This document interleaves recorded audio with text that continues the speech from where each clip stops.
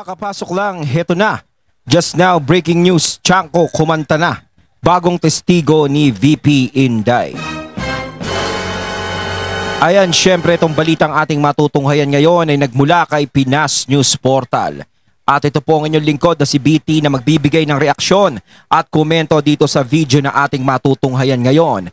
At huwag na natin pagtagalin at sabay-sabay na natin panoorin ang laman ng video na hatid sa atin ni Pinas News Portal at bibigyan natin ng reaksyon ng balitang ito. Pasok! Natin ngayon ng opinion reaction itong article sa Manila Bulletin. Ayon, syempre bago natin simulan ng video ito, nais ko nga pala magbigay ng credits dito sa boses na madidinig natin ngayon at bibigyan ng reaksyon walang iba kundi si General Macanas. Syempre, huwag niyong kalimutang suportahan si General Macanas at ang The General's Viewpoint. Pakibisita yan mga katunay, ipagpatuloy natin. Sinulat ni Ellison Kismorio, June 28. Tungkol ito sa posibilidad na si Congressman Toby Chanko, may kumakalat na balita na pwede siyang magtestigo doon sa impeachment case ni BP Sara na pabor sa depensa. Aba? Kasi matatandaan na natin after May 12 election, nagsalita si Congressman Toby Chanko na yung impeachment case pinilit na pirmahan in exchange para ma-release yung pundo sa mga kongresista na pumirma. Ayun, tama. Meron ngang pasabog si Kong Toby na ganun. Na parang pinilit ata. Di ba yung parang narinig natin noon sa mga chismax, pero napanood din natin. Di ba? Nagkaroon daw ng ganun. Nako, parang ano siya, may kapalit. Kapalit ng iyong tangal. Parang ganun. Ako, mabigat yun. Mabigat na paratang talaga yon, mabigat yun. No? Mabigat yung revelasyon na yun. Kung titistigo, kung ano, yung pahayag ni Congressman Toby Chanko sa mga interview niya, at kung yun ang sasabihin niya sa impeachment trial, patay sila. Yun ang tanong doon. Ang tanong doon, kung magagawa ba ni Kong Toby yan? Alam naman natin si Kong Toby Chanko ay isa sa magaling na kongresista at mayor ng Navotas, no? Alam natin yung mga nagawa niyan.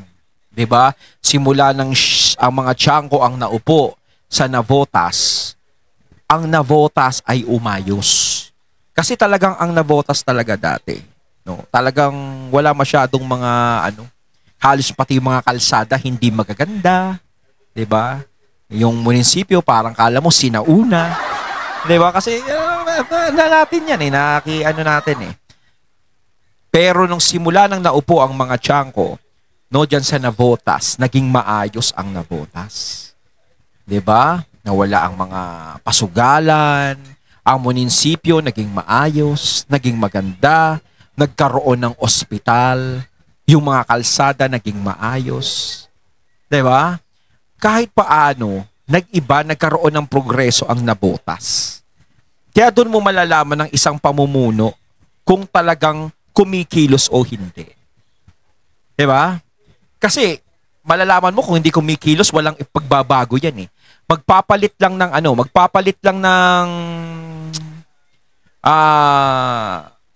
uupo, pero ganun pa rin, 'di ba? Kalimitan ganun. Nagpapalit lang ng nauupo pero wala pa ring nangyayaring progreso para sa taong bayan. Nagpapalit lang sa nakaupo. Pero sa Navotas talaga, alam natin 'yan, bali-balita 'yan, na talagang nagkaroon ng progreso ang Navotas. Malaki ang pinagkaiba noong mga panahon na hindi pa nanunungkulan ng mga Chanko sa Navotas. Sa ngayon na nanunungkulan sila. Naging maayos. Pero ito, malaking pasabog talaga ni Kong Toby to.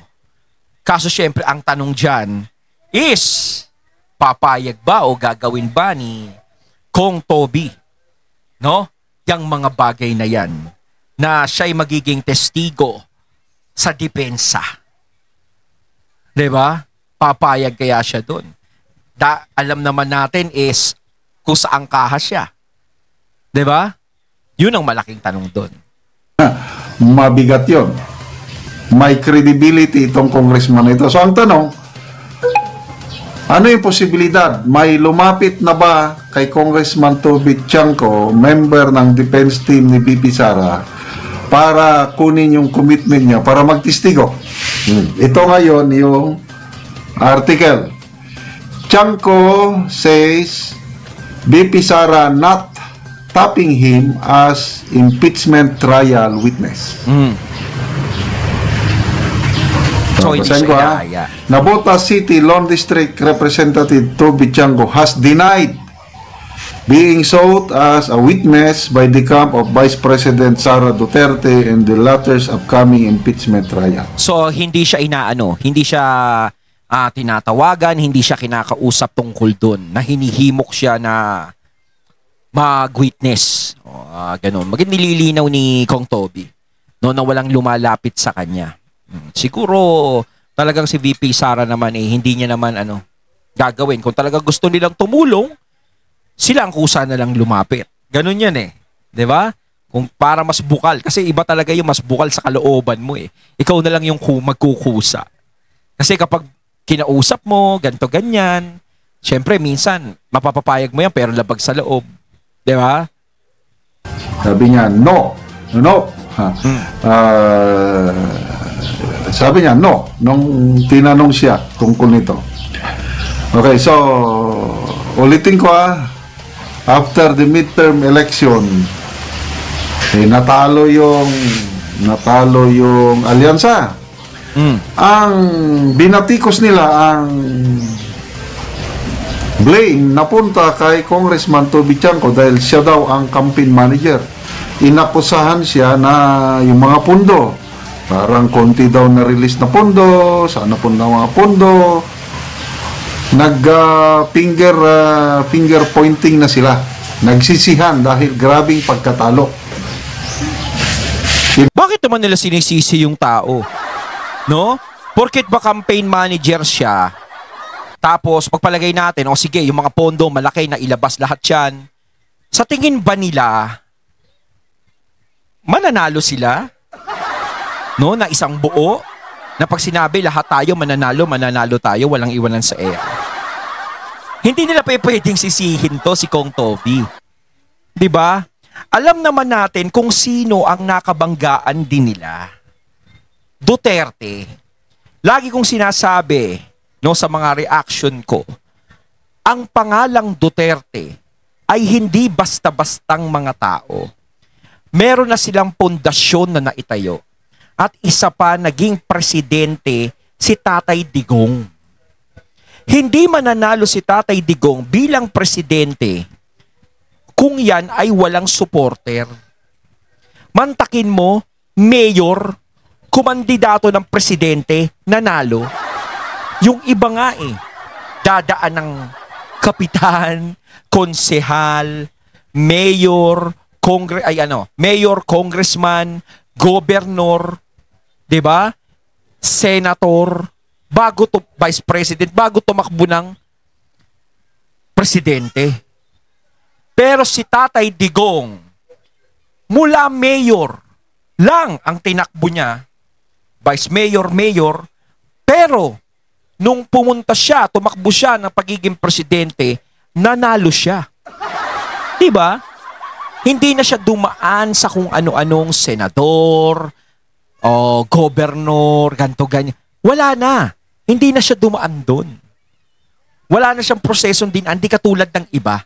So ang ibig sabihin nun, may mga natayo ng supporter, malaking pundasyon ng mga Duterte. 'Di ba? Kaya hindi rin naman biro-biro na banggain ng mga Duterte. Dahil lagi ko sinasabi, alam naman natin na meron silang malaki ng supporter.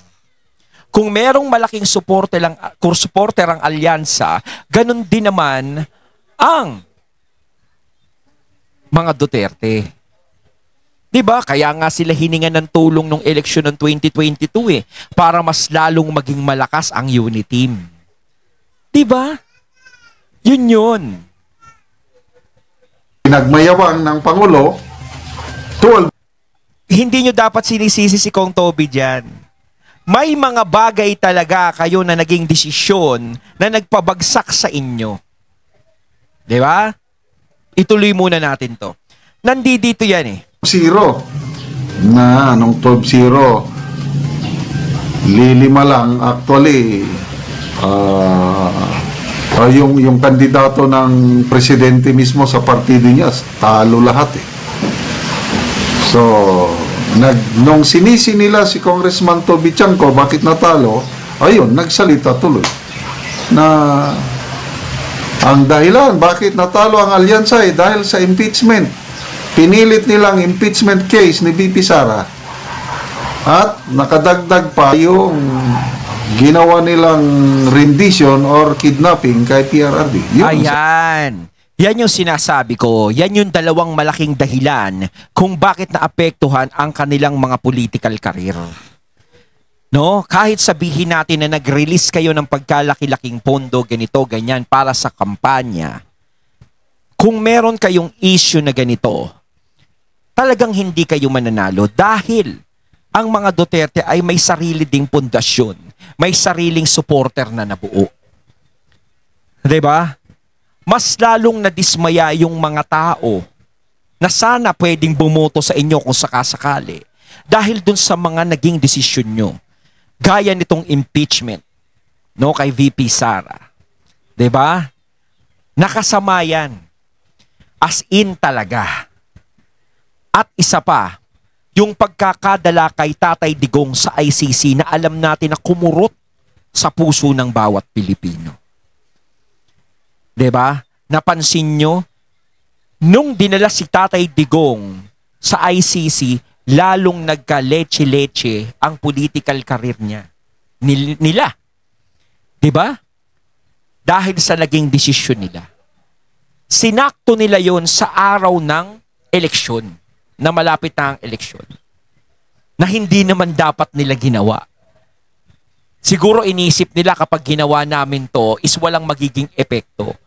Kaso nga lang, nung ginawa nila yon, ang laki ng naging epekto. Sana naramdaman na nila yon nung binibiryan na nila si VP Sara. Dahil nakakatanggap na sila ng mga hindi magandang komento doon. Lalo silang hindi nakatanggap ng magandang komento nung dumating yung eleksyon at dinala si PRRD sa dahig. Yun ang nag-trigger talaga. Kaya walang kasalanan si Kong Toby rito. Kahit isigaw ni Kong Toby kung sino man ang ini-endorse niyang mga tao, kahit sumigaw siya ng pagkalakas-lakas at gumamit siya ng megaphone, kahit 24 oras siyang magsisisigaw ng mga pangalan ng mga kandidato na tinutulak niya para manalo. Sa tingin niyo ba, sa ginawa kay PRRD at sa mga Duterte, mapapakinggan yung boses niya? Kung alam naman natin na ang karamihan din naman ay sumusuporta sa mga Duterte. Di ba? Salita niya. Bakit biglang pinirmahan one day before the adjournment ng Kongreso noong February 5, yun, biglang nagkapirma yun. Sabi ni Congressman Toby Chanco, para ma-release. Kasi hindi ma-release yung ayuda funds dahil conditional ang pag-release. Kailan napilitan dahil yung inarason, ikon nyo na, nakapromise na kami sa mga yun.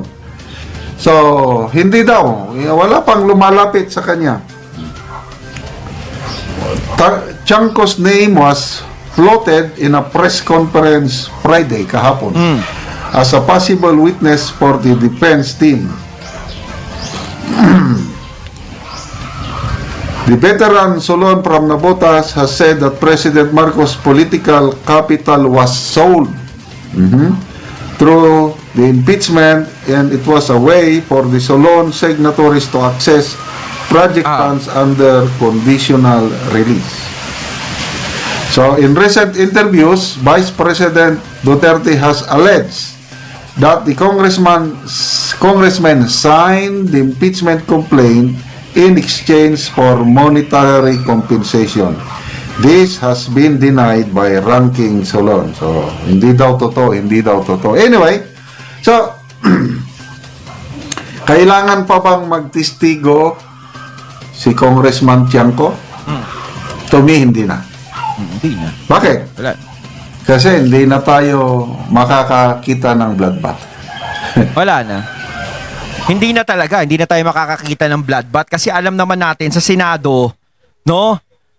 Talagang so, hindi natin sinasabi na magpapakumpiyansa na lang si BP Sara. Ang ibig kong sabihin, nakita naman natin yung botohan doon, 'di ba? Yung binalik yung impeachment na mga papel laban kay BP Sara, 'di ba? Pinabalik sa Kongreso, 18 ang bumoto. Pumabor lahat kay BP Sara. Siguro lalong-lalo na itong impeachment na 'to. 'Di ba? Lalong-lalo, 'di ba? Ilan lang kailangan ni VP Sara? Yung 18 sobra-sobra na 'yon. 'Di ba? Kumbaga, pati sukle kasama na. Ilan lang naman ang kailangan niya doon. Kaya dito kasi posibilidad na manalo si BP Sara sa impeachment. 'Di ba? Na hindi siya ma-impeach. Sigurado pag hindi siya na-impeach, gagawa na naman sila ng bago. 'Di ba? Hindi titigil 'yan hangga't si BP Sara ay nandiyan, hangga't hindi dumarating ang 2027. No? Kaya sa sinasabi nga ni General Macanas dito, hindi na tayo makakakita ng bloodbath dahil wala na eh. Nandun na yung pag-asa ni VP Sara. Depende na lang talaga kung talagang siya tetraidor rin talaga. 'Di ba? Yun na lang talaga diyan sa Senado. Pero sa tingin ko hindi. No? Matatalino ang mga senador. Hindi nagbabara-bara ng desisyon at kilos 'yan. 'Di ba? Si Chis nga nakikita nga natin, no? 'Di ba? Hindi siya nagpapabara-bara ng kilos. Iniisip niya lahat ng ginagawa niya kasi kung mahal mo ang political career mo, hindi ka susubo agad. 'Di ba? Pag-iisipan mo maigi 'yan. Pag-open ng 20th Congress, pag-upo ng mga bagong senador, magbotohan yan ng Senate President. Nakikita ko na most likely ang magiging Senate President si Senator Escudero. Kaibigan ako na retired general, mas senior officer ko ito, nag-text siya. Sabi niya, on the issue of Senate President and impeachment trial, there are, I suppose, 3 blocks which will support dismissal or acquittal. And those are Escudero, Sobere, and Duterte blocks. Yan 3 grupo na yan ang mag-push for the acquittal or dismissal of the impeachment case. Kaya doon pala sa 3 grupo na yon is boundary na eh. Di ba? Against. Sino naman yung gustong ma-convict? Si BP Sara. Sino yung gustong magtuloy ang trial? As against. Ito sila. Si Ontiveros. Si Anti-Duterte elements composed of Reza Hontiveros, Gatchalian, Tulfo Brothers. So, 4. Kiko, Bam Aquino. So, 6 na yan. 6. Anti-Duterte mo ito. Sabi niya, I am not certain about Ping. Yang dalawang yan, no? Si Kiko, no? Shinout out pa ni PRRD yan si Kiko na hindi talaga parang hindi sila maglalaban ni Kiko kasi nga si Kiko ang pangilinan friend ng mga Duterte, pero ganyan ang nangyari, di ba? Tapos ito si Honti, tinulungan ng mga Duterte yan na tumakbo, nanalo, tapos ganyan yun. Di ba? Ay nako, parang ito yung salitang kailangan ng palabra de honor at hindi mo nakita sa kanila yun. Talaga. Ang politika nga naman. So, alanganin. But, sabi niya, Tito Soto will go against pro Sara by virtue of his act o yung fight with Chis Escudero.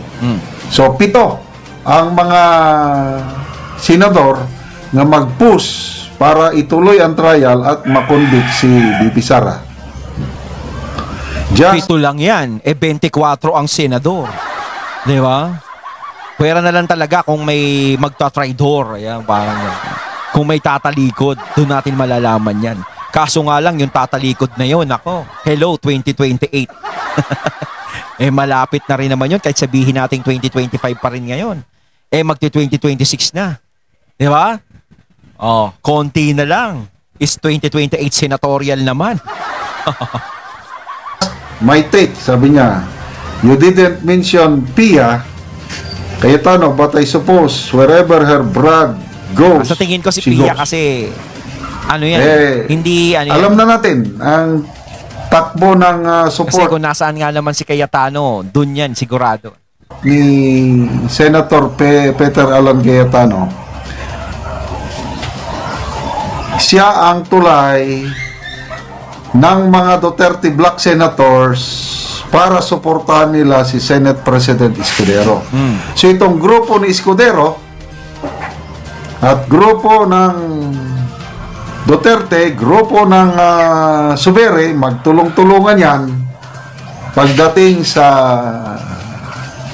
opening pa lang ng session ng impeachment. Kumbaga ipapanalo ka namin, ha? Basta alam mo na. Court, So, wala na. Dismiss na yan. So ano pang, hindi mo na kailangan ng witness dahil ma-dismiss. ayun, at ating natunghayan ng video na nagmula kay Pinas News Portal at syempre natunghayan natin ang boses na yon na binigyan natin ng reaksyon na nagmula kay General Macanas. Kaya mga katunay, anong masasabi niyo tungkol dito? Comment lang po kayo sa comment box. So once again, I'm BT and I'm out. Peace.